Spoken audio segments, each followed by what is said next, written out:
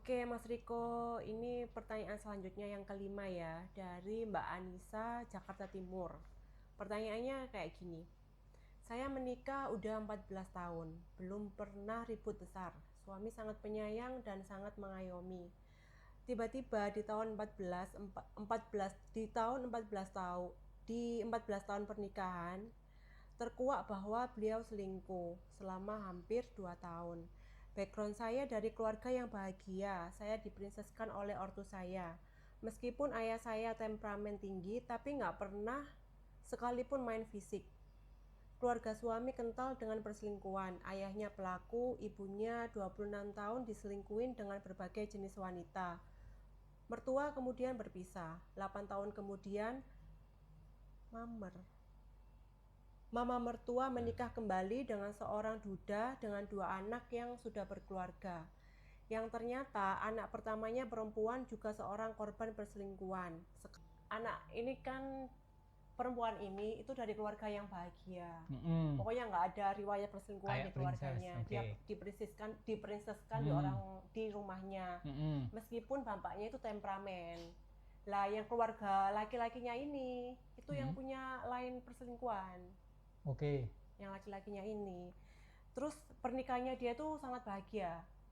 Pernikahannya siapa? Si perempuan ini dengan suaminya yang selingkuh ini. Tapi di tahun yang ke-14 akhirnya ketahuan kalau dia selingkuh udah 2 tahun. Okay. Jadi 12 tahun tuh nggak pernah ada perselingkuhan. Bener nggak? Ya kan? Ini ya. Nggak ada atau nggak tahu? Nggak tahu. Iya. Nah itu kan kita kan nggak tahu. Nggak ada atau memang kita nggak tahu. Siapa ini? Oke. Bercerai. Itu apa? Ini langsung. Yang mau ya, dia pertanyaannya kan ini bagaimana semesta bisa. Ya, oke. Kemudian enggak, ini langsung ini. Oke, sekarang pertanyaannya kayak gini. Bagaimana semesta bisa menarik lingkungan yang kental dengan perselingkuhan ini ke dalam hidup saya? Dan bagaimana saya menyikapinya? Oke. Padahal backgroundnya dia itu pernikahannya bahagia, suaminya sangat mencintai. Backgroundnya dia? Backgroundnya dia, keluarganya. Pernikahannya dia itu sangat bahagia, suaminya sangat mencintai dan sangat mengayomi. Dan background keluarganya dia, orang tuanya dia itu nggak ada yang lain berselingkuh. Terus dia itu menjadi anak perempuan juga diprinseskan di keluarganya. Oke. Tapi dia diselingkuhi. Tapi dia diselingkuhi. Ada satu kata kunci nih. Tapi bapakku temperamental. Nah, berarti kan dia tahu berarti ada banyak momen di mana bapaknya temperamen ke ibunya dan dia ngelihat. Iya kan?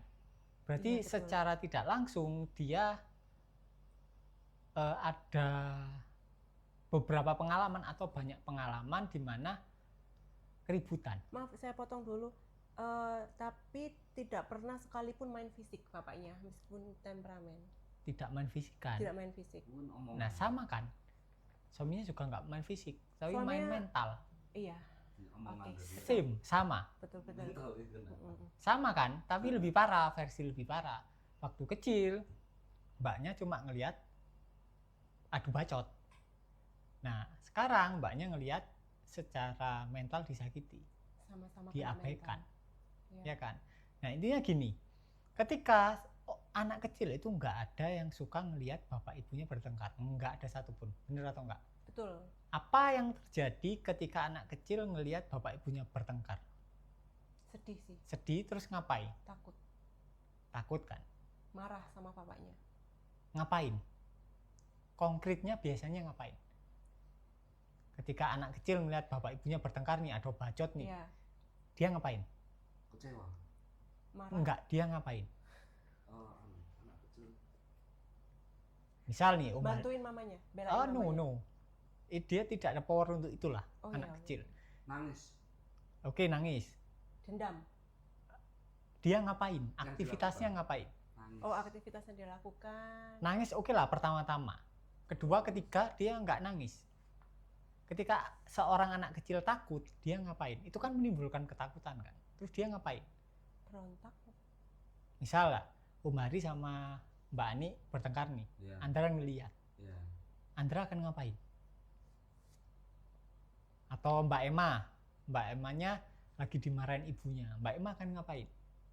Mengurung diri. Nah, Oh. Mbak Emma akan masuk ke kamar, mojok di pojokan. Oh, oke ya. Oke, Oke, benar. mojok di pojokan.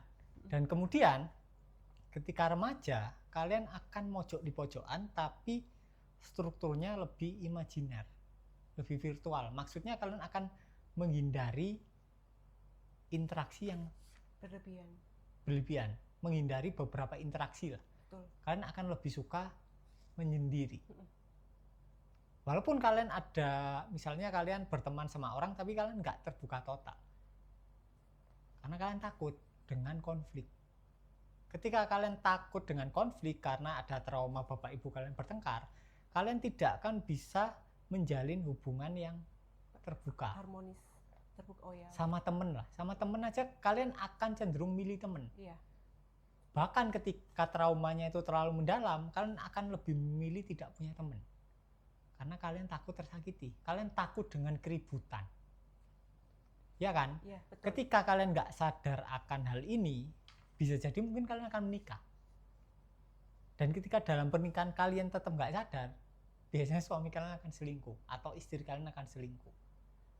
Agar kalian tahu, oh ternyata walaupun aku menghindar kemanapun, aku tetap akan disakiti. Walaupun aku nggak membuka diri ke orang lain, aku tetap akan tersakiti dengan cara tertentu. Entah aku sendiri, entah aku dengan orang lain, aku tetap akan tersakiti. Karena trauma masa laluku belum selesai. Jadi obat dari rasa disakiti adalah merasakan rasa sakitnya, bukan dengan menghindari. Jadi homeopati. Jadi kalau orang punya alergi, misal alergi bunga, ya dia obatnya itu adalah bunga. Pernah dengar? Kalau ada orang alergi dengan debu, obatnya itu debu. Aku belum pernah dengar sih. Nggak tahu Mas Heri. Pernah kan? Kayak misalnya vaksin, itu kan yang dimaksudin adalah bakteri kan? Virus kan? Virus yang hampir sama. Oh.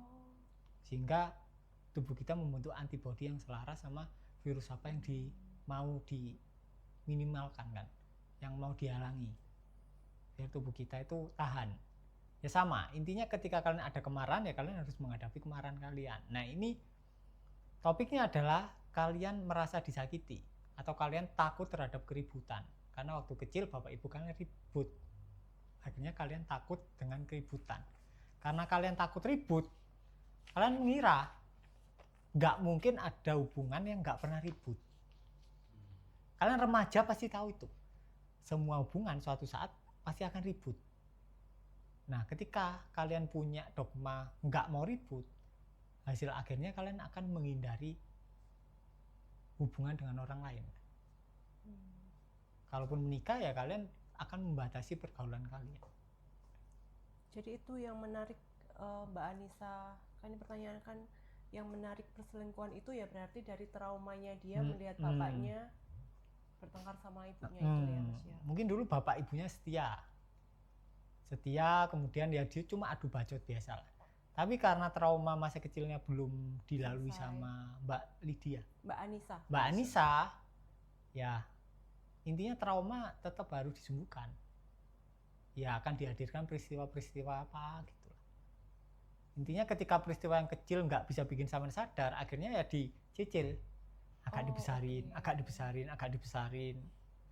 Kalau yang kecil nggak bisa nyadarin, kasih yang paling besar.